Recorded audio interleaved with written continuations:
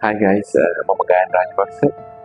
ඉතින් අද දවසේදීත් අපි අද්භූත අදෘශ්‍යමාන දේවල් ගැන තමයි කතා කරන්නේ. ඉතින් මේක ඇත්තට මට වෙච්ච පර්සනල් එක්ස්පීරියන්ස් එකක්. ඉතින් ඔයගලන්ට මේ වගේ දේවල් වෙලා ඇති. දැන් මම මේ කතාව කියනකොට ඔයගලන්ටත් මතක් වෙනවා ඇති. ඉතින් ඇත්තටම මට මේක මතක ඇත්තටම 2015 අවුරුද්ද මගේ ආදරණීය පියා නැති වෙච්ච අවුරුද්ද. ඉතින් මම එයාට ගොඩක් ආදරෙයි. ඉතින් මට එදා දවසට කලින් දවසෙත් මට හිතා ගන්න බැරි දේවල් සමුදායක් වුණා. ඉතින් ඒක සමහර විට මම හිතනවා මට සිග්නල් කරපු දෙයක් වෙන්න ඇති කියලා. ඉතින් ඇත්තටම උනේ මම එදා කලින් දවසේ රෑ මම මට මතක විදිහට මගේ වාහනේ මම ගරාජ් එකට දාලා හදලා ගරාජ් එකට ගිහිල්ලා රෑ වෙලා මම ආවේ.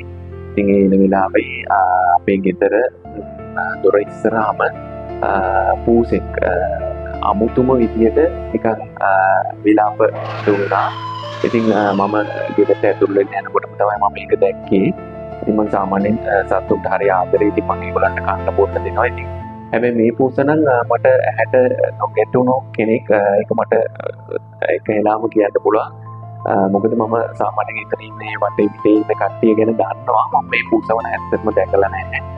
එයා නිකන් අමෝතු විදියට නිකන් අර එක තාලයකට ඔළුවත් මෙහෙම කර කර තනියම ඊට දෙන්නෙක්ගේ ෆයිට් එකක්වත් නැතුව හරියට ගෙදර ප්‍රධාන දොර ඉස්සරහා එයා නිකන් අර ඔබලු දකින්න යන පූසෝ නිකන් සින්දු කියනවා වගේ අමෝතු විලාපෙකින් එයා දොර දිහා බලාගෙන මෙහෙම නිකන් අර හැඩයකින් ඔළුවෙන් එහෙම කිව්වා. ඉතින් මට එකපාරට ඒක දැක්ක ගමන් අර මම අහලා තියෙනවනේ කතා සාමාන්‍යයෙන් අහලා නම් තියෙන පූසෝ රත් වෙනවා ඒවා හොඳ නැහැ කියලා.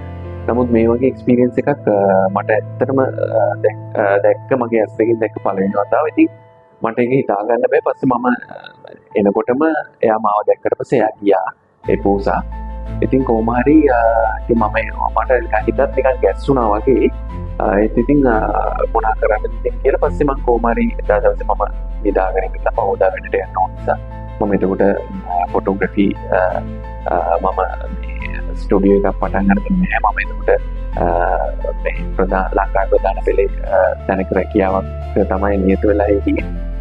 ඉතින් කොහොම හරි එදා මම රැකියාවට ගිය වෙලාවේ මට මතක විදිහට උදේ 10ට අපිට කැන්ටින් එකට ගිහිල්ලා කන්න පුළුවන්. ඉතින් ඒ වෙලාවේ ඒ අවස්ථාවේදී අපි ලොකු වැඩක නිරත වෙලා හිටියේ. මගේ එයා පැත්තේ මගේ යාළුවෝ හිටියා.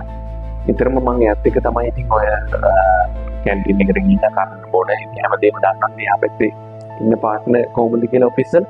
ඉතින් එයා ඉතින් කොහොම හරි එදා ඒ වෙලාවේ විනාඩි 5කට 10කට වගේ ඉඳලම එයා මට කතා කරේ නිකන් අර නිකන් හරි ජොයිෆුල් විදියට මගේ නම කියන්නේ නැතුව මගේ තාත්තගේ නම කී තමයි එයා මට කතා කරේ. එදායි මේ තාත්තගේ නම කී අපි යන්නේ නැද්ද තේ පොන්න අපි යමු නේද දැන් ඔය වැඩ කරා ඇති නේද කී අර නම සිපාරකට වඩා කිව්වා. පස්සේ මම ඒ වෙලාවේ මම පුදුමුණා. ඇයි මේ නම කියන්නේ කියලා. පස්සේ මම එයාගෙන් ඇහුවා ඇයි මේ ඔයා මොකක්ද ඔය නම කියන්නේ මේ එහෙම කොහොම එයාට ඒක හිතා ගන්න බෑ. එයාත් කිව්වා මේ නෑ මට හිතුණා ඒ වෙලාවේ නම කියන්න කියලා එහෙම කිව්වා. ඉතින් මට ඉතින් ඒකත් හරි අද්භූතයි. ඒක හරිම අදෘශ්‍යමාන දෙයක්. ඒකත් නිකන් එහෙම ඒ නම මතක් වෙච්ච ඒ වෙලාවේ 2015 අවුරුද්දේ. ඉතින් කොහොම හරි කැන්ටින් එකට ගිහලා කොහොම හරි මම තවල් වරුවේ එකමාට දෙකට විතර ලන්ච් එකක් අරගෙන තමයි මට හැමතුමක් ආවේ මෙහෙම මේ තාත්තා ඇක්සිඩන්ට් වෙලා එහෙම කියලා ටිකක් අමාරුයි කියලා. ඊට පස්සේ කොහොම හරි මම ලීව් අරගෙන ගෙදර යනකොට අන්තිමට හරිම දේ ආරංචි වුණා මෙහෙම තාත්තා ඇක්සිඩන්ට් වෙලා නැති වෙලා කියලා. ඉතින් හරිම දුක්බර මොහොතක්. මට මේ අවස්ථාවේදී විතරම මතක් වෙනවා ඒ දේ. ඉතින් කොහොම හරි මම පස්සේ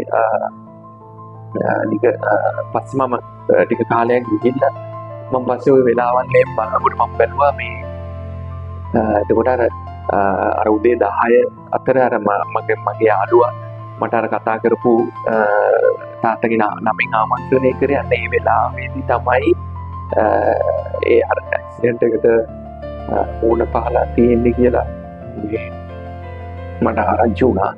ඉතින් අර අදටත් ඉතින් අර ඒ දේවල් අර හිතේ රැඳිලා තියෙන. ඉතින් අර කලින් දවසේ අර සත්වය ඇවිල්ලා අර දොරට කියපු දේවල් එතකොට ඒ දේවල් ඔක්කොම මතක් වෙනකොට ඉතින් හරිම නිකන් අර අපිට කලින් කිව්වා වගේ දෙයක් තියෙනවා. ඉතින් අර ඒ වගේ ඉතින් අර ටිකක් ඉතින් දුර බැහැරගෙන ඉතින් වෙන රටක ඉඳලා ඉතින් අර අපිට ඒ අවස්ථාවේදී අපිට කතා කරන්න බැරි වුණ නිසා අන්තිම මොහොතේ යාගේ හිතේ තියෙන දේවල් වෙන්න ඇති කියලා ඉතින් අපිට හිතෙනවා. ඉතින් ඒ වගේ මම හිතන්නේ ඕගලන්ටත් ඔය වගේ සිද්ධි ගොඩක් වෙලා ඇති. මොකද මම දන්නවා මේ වගේ කතා මම අහලා තියෙනවා. ඉතින් එහෙම වෙලා ඇතිනම් ඕගලන්ට මේ කමෙන්ට් එකක් දාන්න.